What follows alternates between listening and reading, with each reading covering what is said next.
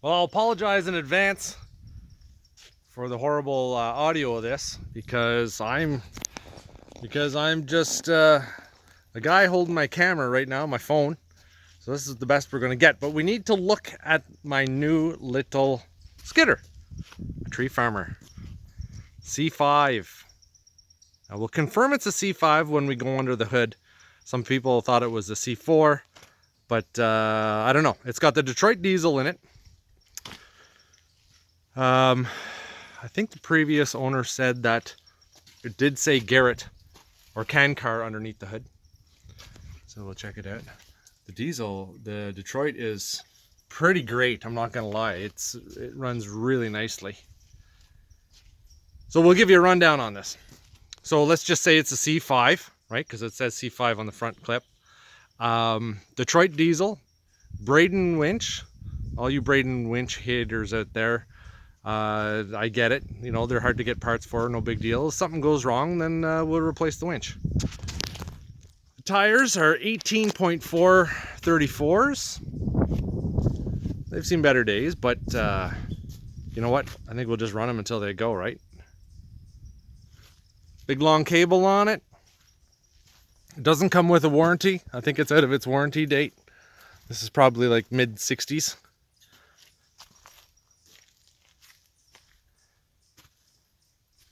Might make a few little changes to the cage here before we start working. I just cleaned it all up. There's a lot of gunk on it, of course. You know, I'm gonna replace a lot of stuff like this is a chain drive winch. I'll replace that chain, make sure it's nice and tight so it doesn't skip a tooth. That'll probably bust it up if it does. Fuel tank is right in the back. There's a lot of grease on it. I got it all off for the most part. So here's your blade control. This is your winch. One of the winch levers. Brake lever, throttle, high and low, gear shift, 4-speed. Would it be? It's 4-speed, and then it's got a reverse, neutral, and forward lever. So it's 4 speeds reverse, 4 speeds forward. I'm pretty sure. That's your steer lever. Now it looks complicated, but it's actually pretty darn easy. It's a lever steer. No big deal, right? The transmission is a 4-speed T98. You can see right there. Not quite sure what the transfer case is, but I'll be poking around in there, so we'll get it figured out.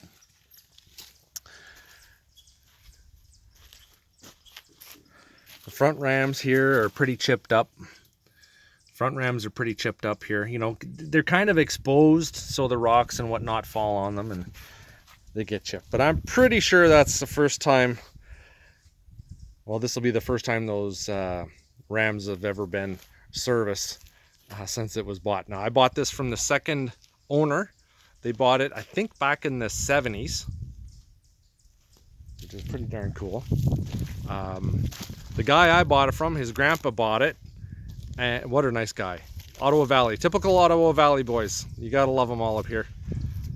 So yeah, his grandpa bought it. I think the first time he sat on the hood of that thing when they went back to pull a hitch was when he was 12 years old. It's very cool. Fond memories, I'm sure, right? That exhaust is pretty dinged up. Probably not breathing as well as it should, but boy, it runs well, man. So I'm gonna tidy up the exhaust. Probably put a whole new one on it. We're gonna go through the whole thing. Just get everything done that needs to be done for the season. There's nothing worse than trying to change parts in the middle of the winter, right? Here's your forward, your neutral, and your reverse. This here's a throttle. Just a throttle tension, so you can ramp up the RPM if you need to. And of course, there's your clutch. Here's your steer control. Yeah, see, this lever moves back and forth. You want to go left, you turn this way. You want to go right, you go the other way. And that's all actuated this little hydraulic gizmo down here. else is there down here? Lots of little grease points. I'm gonna go through all those, tidy everything up. Everything's got to be gone over, right? Emergency brake is right here. Don't know if it's ever been used. The owner said that they never used it. Let's see if it works. Oh, she's solid. What do we got here? Oil pressure, fuel cutoff, oil pressure, the old timber jack temperature gauge. 600 and there's only 673.2 hours on it. Yeah, right. Let's take it for a rip and we'll see if that thing moves. And of course, you've got your timber jack ammeter. Now this does have a generator in it. So we might swap that out, but you know what? If it's working, it's working. Unless it doesn't work, and then we'll change it. This is the Detroit Diesel Master sort of cutoff. You pull that. Don't know if it's ever been pulled. Oh, it might do it. We'll check it out later, just in case there's a runaway, right? Now let's just fire it up so you can hear it.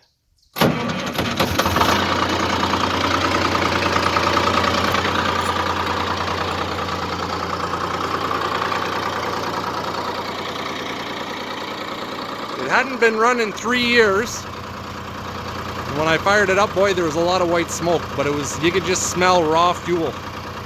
So there might be a stuck injector. A little bit of an issue. You can see it there bogging out. It ran better after I ran it for a little bit. Look at her, streamlined, right? That thing just wants to go fast.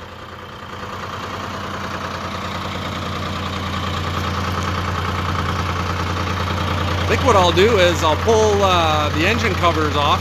We'll take a look at the motor. You gotta hear this rev up.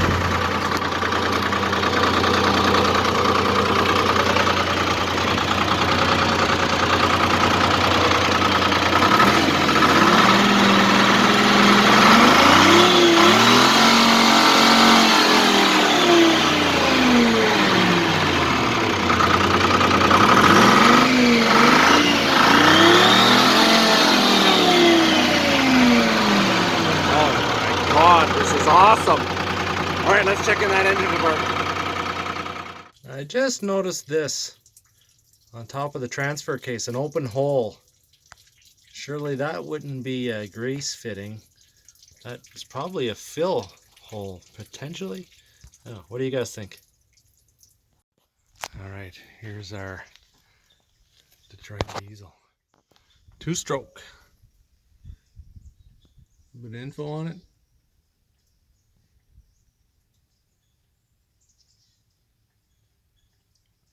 Very popular engine back in the day. Still very popular, being used everywhere. Here's the what should happen if, let's see if that flips.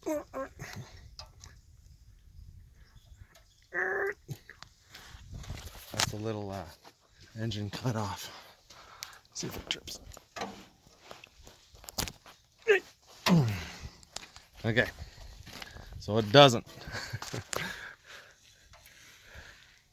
It doesn't, and that makes sense. There's probably a lot of rust in that line, but we might be able to free that up.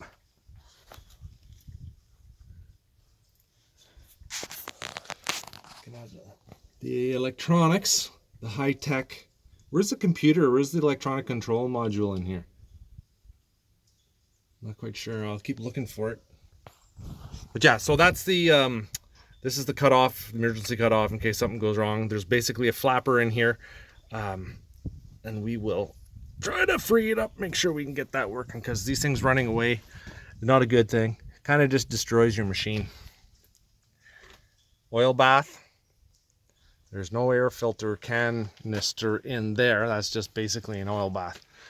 We got to get a new tube for that. We'll see if there's a replacement. Anybody knows that there's a cartridge replacement, let me know. Or maybe we'll just stick with that. I have no idea. Not quite sure yet.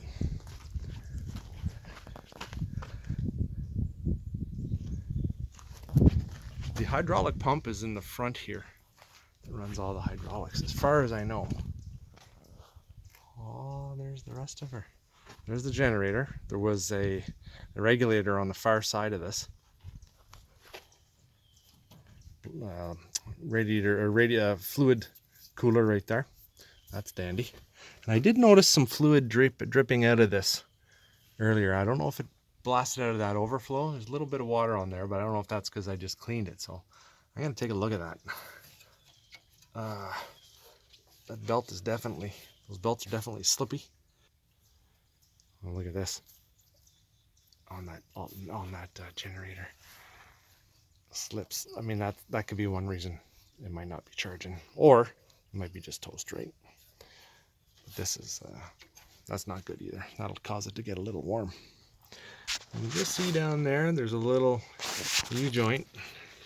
Let's just check that out. Oh, she's a little dirty. Oh, is that the old oil filter?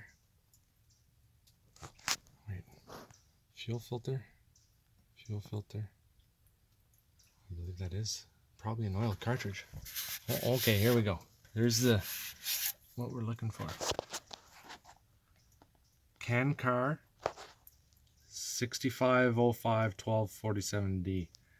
So maybe that's a 1965, built the May 12th, number 47, D. It doesn't have a model number. Because this is a super test unit. This was one of the Skunk Works C5 models. The Braden Winch and the Detroit Stealth version. I really honestly have no idea what went on here. I'm going to buy a new master and slave. See if I can get a part number off that. Those need to be replaced. Oh yeah, you can see that, how that's choking it right out. Yeah. Okay, we got some work to do. I'm probably going to ditch that exhaust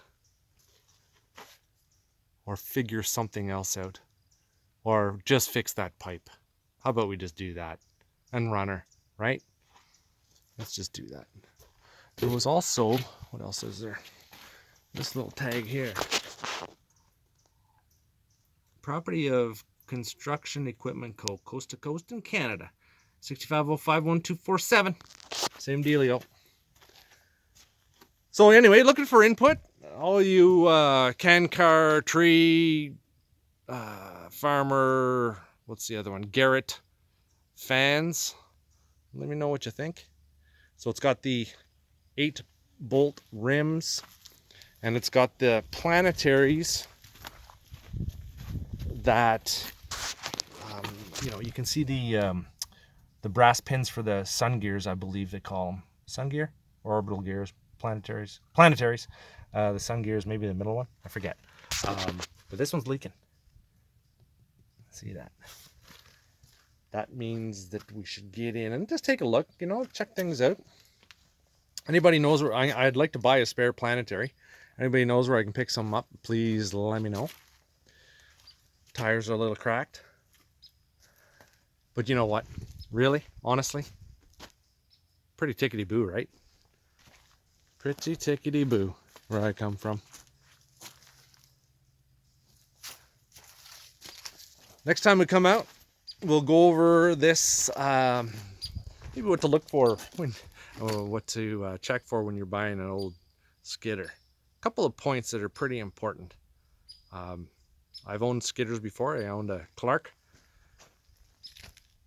Got some old hardware poking around here, so we know a little bit. We got a little bit of experience with these old things. These are seized up, but you pour some diesel down there, might free up. You hear those things? You hear those birds? Look at them. There is a giant flock of them. Oh, that's geese, but there's... Where are they?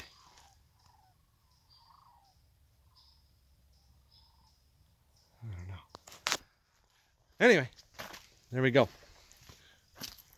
More vidges coming. Stay tuned.